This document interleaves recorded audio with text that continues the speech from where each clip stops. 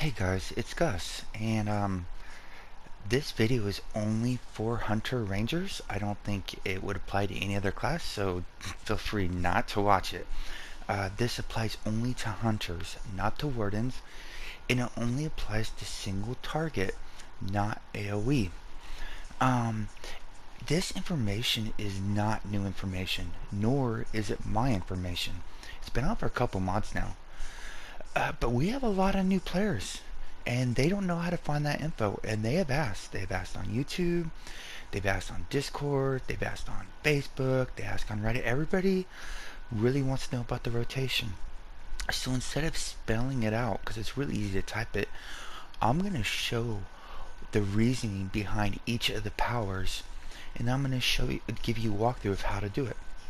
So the thing about the three powers we're going to use for this video are Hindering Shot, Constricting Arrow, and Long Strider. But in all actuality, and most trials, if you're the only HR, you will use Commanding Shot. Even if they don't ask you to, your damage will go down, but the group's damage will go up. It's so darn good. It's a very unique debuff that only HRs can apply. Only one HR can apply it. And if you're using it, the group will perform much, much better because a lot of classes have a debuff ability, but they don't stack with other classes' debuffs. This one's unique, so it's we can use it. But if you got more than one HR, just pick who's going to use it. We're going to be using Aimed Shot. That's going to be the only outward we're going to use. And here's More Than Disruptive is key to this rotation. There's normal DPS, there's high DPS, and then there's the top 5 HRs, and those guys, their mastery of using Disruptive Shot in the rotation and never messing up makes them so potent. Uh, so potent. I'm not even close to them, and we talk about all the time. They're so good. The feats we're going to use is Rate of Change. This is super powerful. Every time you switch stances, you gain a 15% damage boost, but every second you lose 2% damage. So watch the top left. You see in the buff bar the fire. Well, when I switch stances, you're going to see Rate of Change, that blue one, and it goes down every second. It goes down 2%, but it refreshes. So every time you switch stances, it refreshes back to 8 seconds. So the trick is when you're ranged to fire, it switch stances 2 times really quick. So your next attack gets the full 15%. Playing an HR, I imagine other classes as well, but HR is very sweaty. I don't play other classes, but they have told me, the ones that play HRs and other, that yes, this rotation is very sweaty.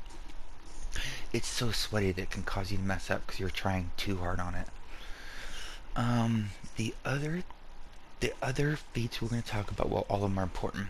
Thorn Roots, this is great on single target because when you hit an immune target that won't root the target in place, your hit gains an additional 225 magnitude. Woohoo! Predator, this is key to a rotation. When you fire off a ranged encounters for the next 10 seconds, all your powers gain a 10% damage buff. It's great. That's why we always start off with a ranged encounter in all of our rotations. Force Bond is great for this rotation. Every time you do a weak or strong grasping roots, you reduce the cooldown of your encounter powers. And then More Than Disruptive. When you use it daily, for the next 5 seconds, your ranged powers gain a 10% buff. On the surface, this sounds very weak, but this can be significant damage because in our rotation we're going to fire off 5 ranged powers before we go to our melee powers, because in every 10-second rotation we're going to use Disruptive Shot because it only uses 25% AP to be able to do 5 more hits, ranged hits, that get a 10% damage buff. And I'll show you. Watch the tooltip up top, and I'm going to use More Than Disruptive. You're going to see it right there. More Than Disruptive. 4 seconds, 3 seconds, 2 seconds. So during that, your next attacks that are ranged, all of them do 10% more damage. In that 5 seconds, you can do considerable damage. Okay, so we talked about all the powers.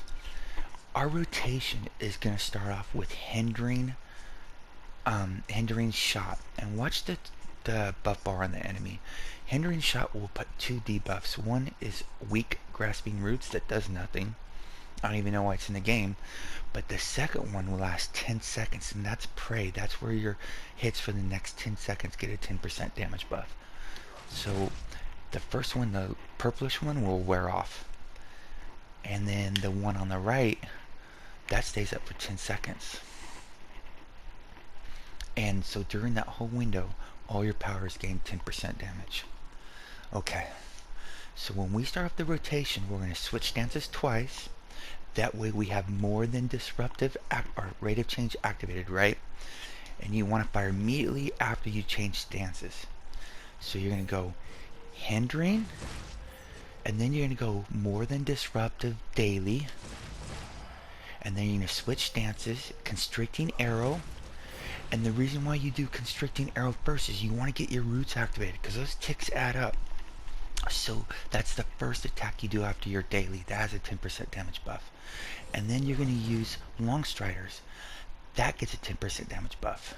And then you're going to do aim strike, aim strike, aim strike. So hindering, more than disruptive, and you're switching stances between each attack. Constricting arrow, switch stances. Long striders, switch stances. 3 aim strikes with switching stances in between. Now you go to your melee. The first 2 you can cast in less than a second, so I do not switch stances between them. See, watch how fast they are. That I didn't lose any power, but I would switch stances during the second one to do gushing wound. And then you go aim strike, or aim shot 3 times. Now your rotation's over with. Now, just to go through slow motion again: hindering, more than disruptive, constricting, long striders, aim shot, aim shot, aim shot, 1, 2, 3, aim shot, aim shot, aim shot. And during most of those, you're switching stances between every move. Whew. Yeah. And then you have to repeat it. You're just mashing like crazy, and the smallest things mess it up. So in normal speed, it goes like this. It goes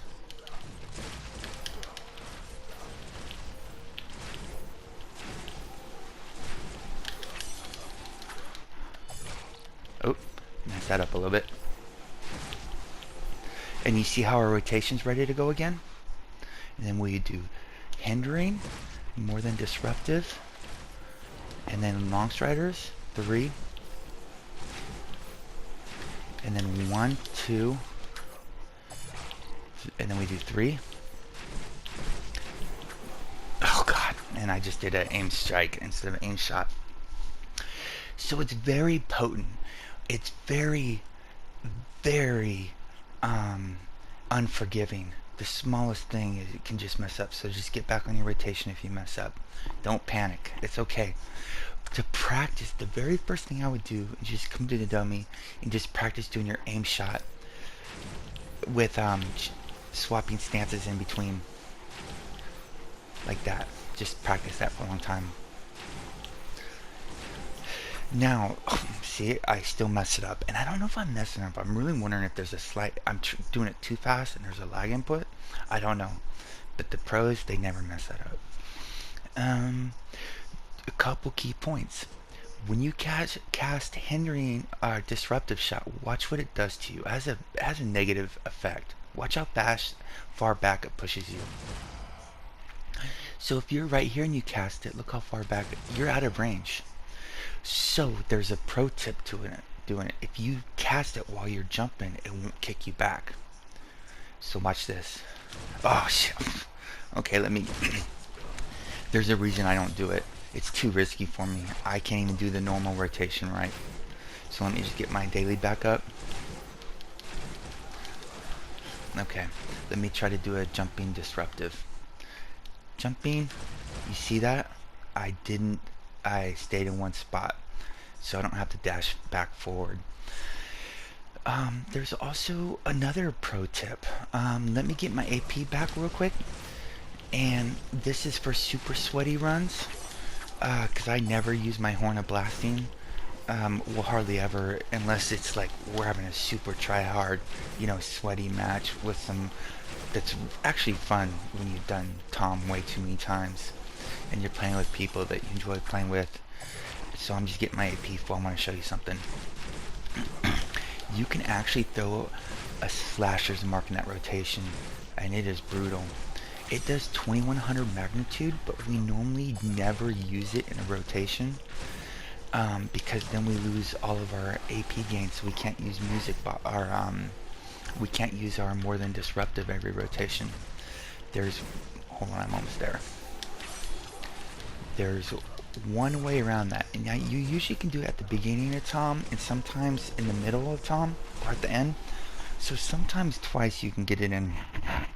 But I'm using the Horn of Blasting. I don't think you need it, or Alliance Battle Horn. It gives you 30%, 34% AP. But I don't think you absolutely need it. I think if you have enough AP gain, you can get it back. But I don't use the AP overloads, which I believe are very helpful. So let me show you something. We're going to do a normal rotation. But during that rotation, we'll be able to do more than disruptive shot and get slasher's mark. That's a 2100 magnitude. And I'm going to go slow, okay? So first thing you're going to do when you go into Tom, right before you attack, is you're going to get your horn off. And then you're going to go do a normal rotation. So I just use my daily, right? And my rotation's still going. I'm not even due with my rotation yet. And then you do that, and that starts off your so I just got a 2100 magnitude hit. Oops, ruined it a little bit, but I think you get the gist of it. That's if you're super sweaty. That's super advanced. The jumping disruptive is very advanced. That's very advanced too.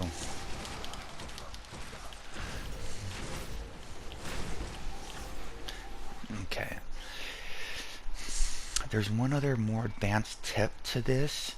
If you go to your mount powers, we have one called Artificer's Persuasion. And every time you cast an artifact, it reduces your cooldowns by 2 seconds, which is actually a ton.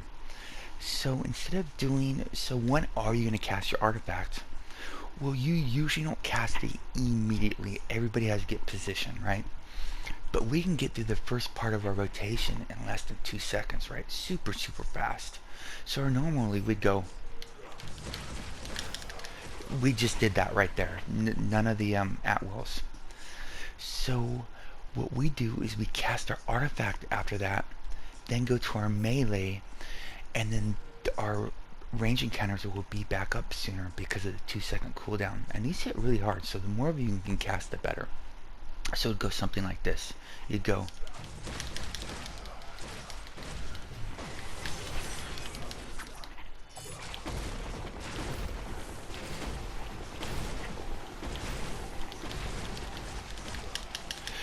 And so we got more encounters off in a shorter period of time.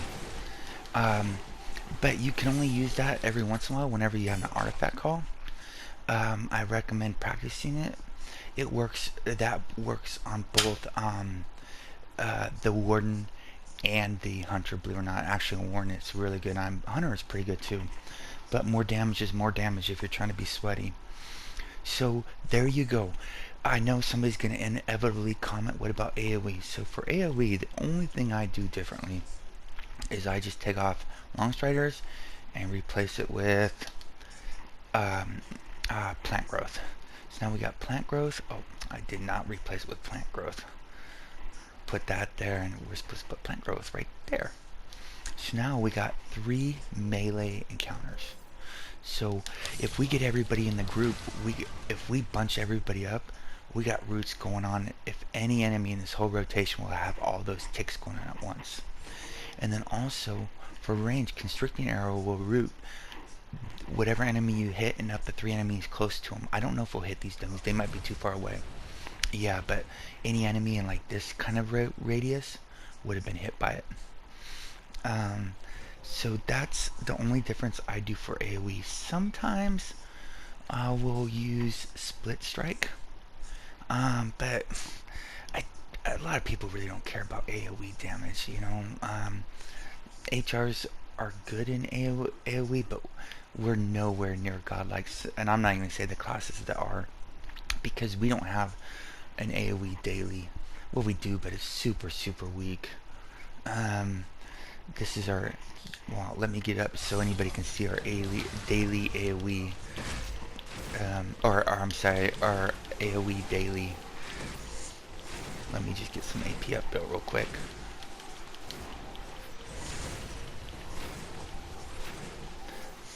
Let's see if they can hit all three enemies from here. Yeah, so we got those roots going on a bunch of enemies. Okay.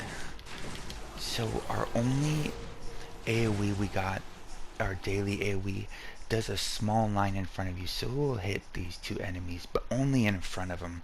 So it's not like a 360 AoE. It's really doo-doo. And it it puts us at a distinct disadvantage if we're trying to be competitive in AoE. But that's okay. Nobody really cares. I don't think. So we go like this, and we go. So it hit one enemy. That's it. I was trying to be in the middle of both of them. It's so bad. It's not even. Maybe at the beginning of Castle Never, where they got all those enemies lined up on the hallway. Yeah, that's one scenario, but it's not that helpful. Um, there you go. Stay classy, Neverwinter. See you soon.